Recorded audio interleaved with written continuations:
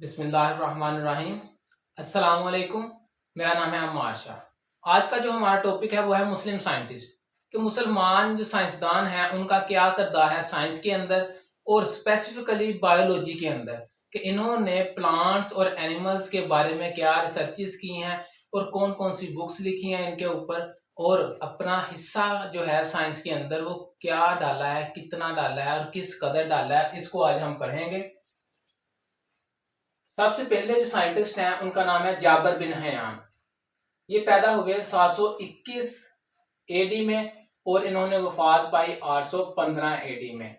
तो इनकी जो एज है वो तकरीबन 94 ईयर्स बनती है।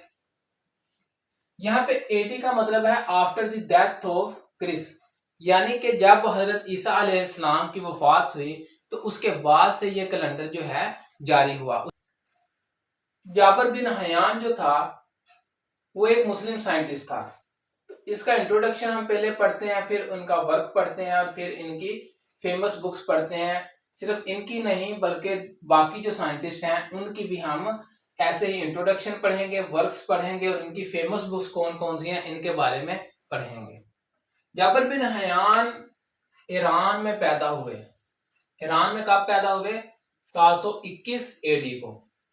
और अपना जो इनका शोबा था, जो मेडिसिन का, जो तिब से रिलेटेड इनका शोबा था, डॉक्टरी से रिलेटेड इनका जो शोबा था, उसकी प्रैक्टिस जो थी इन्होंने इराक में शुरू की। ये पैदा ईरान में हुए लेकिन इन्होंने अपनी जो मशक थी मेडिसिन के अंदर वो इराक में शुरू की। अब बेसिकली ये एक केमिस्ट थे, कीमियादान थे, केमिस्ट्री को स्टडी करते थे कि कैसे दो केमिकल्स जो मिलेंगे, दो या दो से ज्यादा केमिकल्स आपस में मिलेंगे और एक नया केमिकल बन जाएगा, एक नया कंपाउंड बन जाएगा। तो इसको ये बेसिकली स्टडी करते थे। और इनकी बेहतरीन जो बहुत जानी जाती है, जिसकी वजह से काफी मशहूर हुए हैं, वो इनकी इजाद है सल्फ्यूरिक एसिड, यानी गंधक का तेजाब जो है इन्होंने इजाद किया।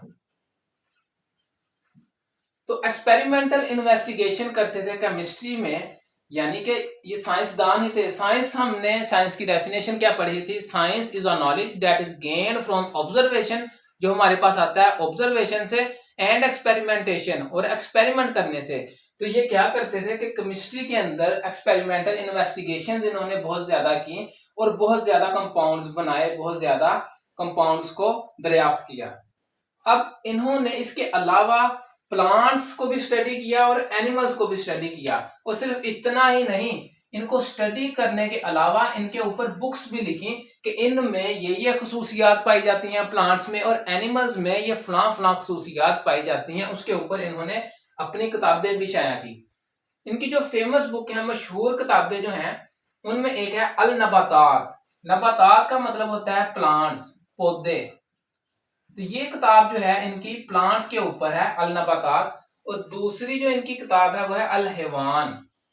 ये दोनों ही लफ्ज नबातात और हैवान फारसी जुबान के लफ्ज हैं, क्योंकि ईरान में पर्शियन बोली जाती है, फारसी बोली जाती है। तो नबातात फारसी जुबान का लफ्ज है जिसका मतलब है प्लांट्स। और वो किताब जाबर बिन हयान की जो प्लांट्स के ऊपर है उनको इन्होंने नाम दिया अल नबातात। और जो किताब हैवानों के ऊपर है, अल हैवान, हैवानों के ऊपर है, यानी कि जो एनिमल्स के ऊपर है। हैवान फारसी जुबान का लफ्ज है जिसका मतलब है एनिमल, जानवर। तो जो किताब जानवरों के ऊपर है इनकी, उसको इन्होंने नाम दिया अल हैवान। दूसरे जो साइंटिस्ट हैं उनका नाम है अब्दुल मलिक अस्माई, और ये पैदा हुए हैं 740 में और वफात इन्होंने पाई है 828 में। इनकी एज तकरीबन बनती है 88 ईयर्स। ये भी ईरान के ही रहने वाले थे, जिस तरह जाबर बिन हयान ईरान के रहने वाले थे, ये भी ईरान के ही रहने वाले थे। और इसके अलावा अगर इनका इंट्रोडक्शन दिया जाए, इनके बारे में बताया जाए, तो ये पहले मुस्लिम साइंटिस्ट हैं।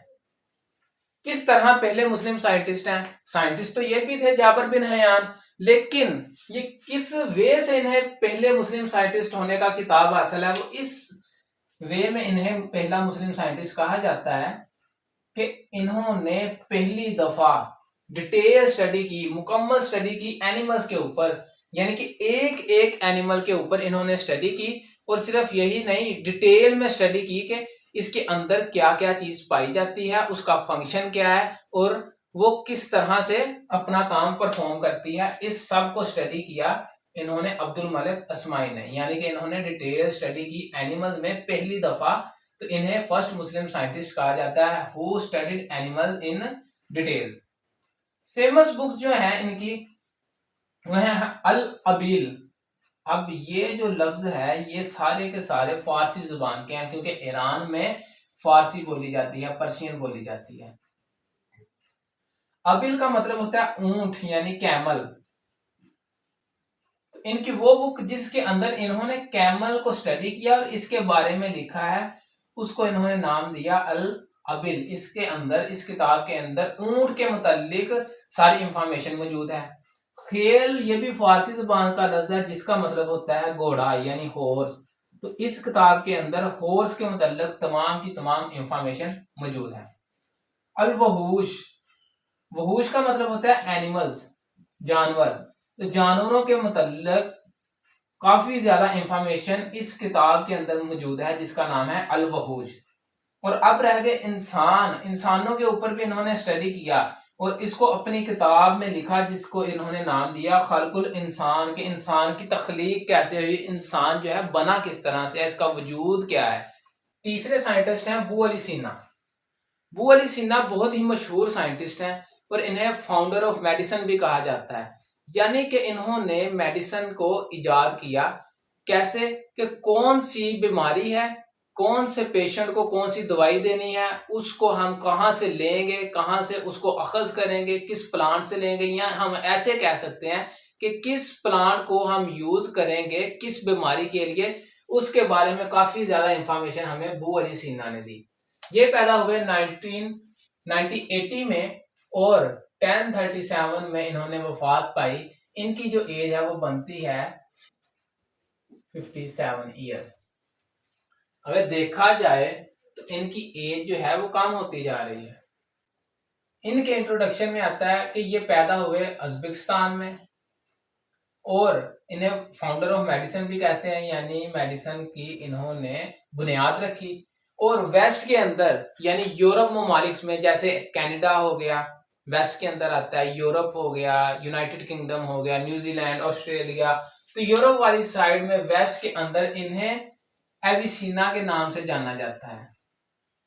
एविसीना। इन्होंने किस किस फील्ड के अंदर काम किया, तो ये फिजिशियन थे, डॉक्टर भी थे, एस्ट्रोनॉमर थे, यानी कि माहिर फल्कियात थे, सितारों के बारे में इन्हें काफी ज्यादा इल्म था।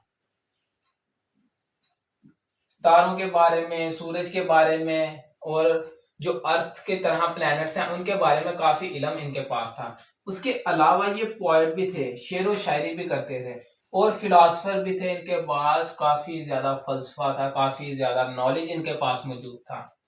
इनकी जो फेमस बुक है वो है अल कानून फी अल तिब, यानी कि ये भी अब उज़्बेकिस्तान के रहने वाले हैं जहां पे अरेबिक बोली जाती है। तिब जो है इसका मतलब होता है, ये दवाई से रिलेटेड होती है, मेडिसिन से रिलेटेड।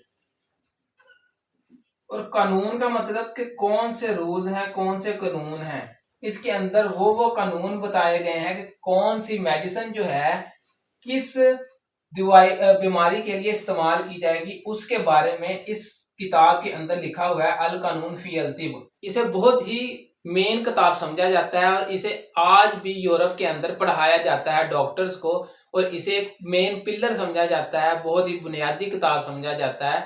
तो आज हमने मुस्लिम साइंटिस्ट के बारे में पढ़ा। तो आज का हमारा इतना ही लेक्चर था।